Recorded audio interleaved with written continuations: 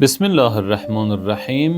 Peyğəmbər sallallahu Həzrəti Əli əleyhissalama vəsiyyət eləyərək belə buyurmuşdur. Ya Əli, İyyəkə və xəslətəyn.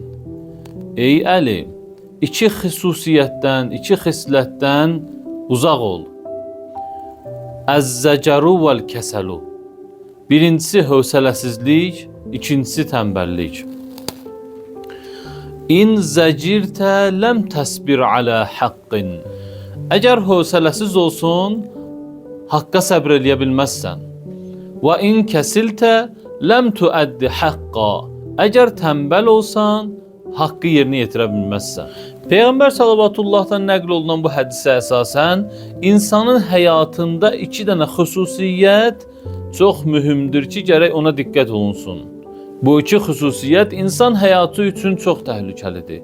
Onlardan birincisi hövsələsizlikdir. Hövsələsizlik, səbirsizlik, yəni qərarsız olmaq, gücsüz olmaq, bütün bunlar insanı öz hədəfindən yayındıran əsas amillərdəndir.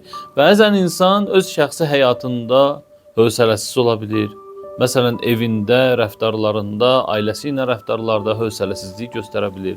Bəzən isə insan ictimai yerlərdə, məsələn, iş yerində, dərsində və s. digər yerlərdə hövsələsizlik eləyir, səbirsizlik eləyir, dözümlülük göstərmir. Bütün bunlar insan üçün çox mənfi xüsusiyyətlərdir. Bəli, insan həyatında müxtəlif çətinliklərlə qarşılaşa bilər. Həyat bir istiqamətli deyil. Çətinliklər var, sıxıntılar var, amma bizdən tələb olunan budur ki, bütün bu çətinliklər və sıxıntıların müqabilində dözümlü olaq, hövsələli rəftar eləyək, güclü olaq. Allah Teala insana elə bir qüdrət verib ki, insan bütün bu çətinliklərin müqabilində onlara qalib gələ bilər. İnsan gərək toparlansın. Xülasə bu halı dəyişmək lazımdır. Bu vəziyyəti dəyişdirmək lazımdır. İkinci mənfi xüsusiyyət bu hədisə əsasən tənbəllikdir, süstlükdir. Əgər insan tənbəl olarsa, süst olarsa, belə bir insan nə dini vəzifələrini, nə də dünyavi vəzifələrini yerinə yetirə bilər. Hədisin birinci hissəsində Peyğəmbər sallallahu buyurur ki, فَإِنَّكَ إِنْ زَجِرْتَ لَمْ تَصْبِرْ عَلَى حَقٍ. Əgər sən həqiqətən hövsələsiz olsun, dözümlü olmasan, o zaman haqqın müqabilində səbirsiz olacaqsan. Yəni bir adam əgər dözümlü olmazsa, heç bir haqqın müqabilində səbirli ola bilməz. Haqq söz eşitmək istəməz. Düz sözlə qarşılaşanda, haqq söz deyiləndə onu eşitmək istəməz. Haqqı qəbul eləməyə gücü çatmaz. Nə qədər insan var ki, barəsində ədalətli söz deyirsən, ədalətli mövqe sərgiləyirsən, ədalətli qərar çıxardırsan, qəbul eləmir. Niyə? Çünki səbirsizdir, çünki hövsələsizdir. Haqqın müqabilində dözümlülüyü yoxdur.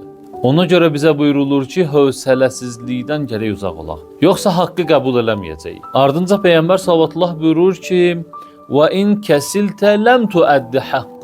Əgər tənbəl olsun, əgər süst olsun, haqqı yerinə yetirməyəcəksən. Tənbəllik və süstlüyün nəticəsi bundan ibarətdir ki, insan haqqı icra eləmir, haqqı demir, haqqı yerinə yetirmir, həqiqətdən uzaqlaşır. Haqq olaraq üzərinə düşən vəzifəsindən boyun qaçırır. Qoy qalsın sonra eləyərəm. Bu kimi sözlərdən istifadə edir. Nəticə etibarı ilə öz görməli olacağı işi tərk eləyir. Bütün bunlar tənbəlliyin, süstlüyün əlamətlərindəndir. Amma İslamın bizdən istədiyi nədir? İslamın bizdən istədiyi çevik olmaq, hərəkətli olmaq, tənbəl olmamaq, hövsələsiz olmamaq, şad olmaq, geniş qəlbə sahib olmaq. Bütün bunlar insanı müvəffəqiyyətə aparan əsas amillərdəndir. Buna görə də Peyğəmbər sallallahu Həzrəti Əmir əl-Möminin Əli əleyhissalama bu gözəl xüsusiyyətləri tövsiyə edir. Peyğəmbər sallallahu Həzrəti Əliyə bu gözəl xüsusiyyətləri tövsiyə edərək bizə də çatdırmaq istəyir ki, biz də bu mənfi xüsusiyyətlərdən uzaq olaq. Ona görə Həzrəti Əli əleyhissalam öz həyatında bir çox çətinliklərlə qarşılaşmağına baxmayaraq heç vaxt hövsələsizlik göstərmədi. Demədi, Həzrəti Əli əleyhissalam heç bir yerdə bu sözlərdən istifadə eləmədi. Mən dözə bilmirəm, bu mənim üçün çox çətindir, tab gətirə bilmirəm. Əksinə bütün proseslərə, bütün hadisələrə, bütün çətinliklərə səbrlə sinə gəldi və nəhayətdə Həzrəti Peyğəmbərin vəsiyyətinə, tövsiyələrinə lazımlı şəkildə əməl elədi.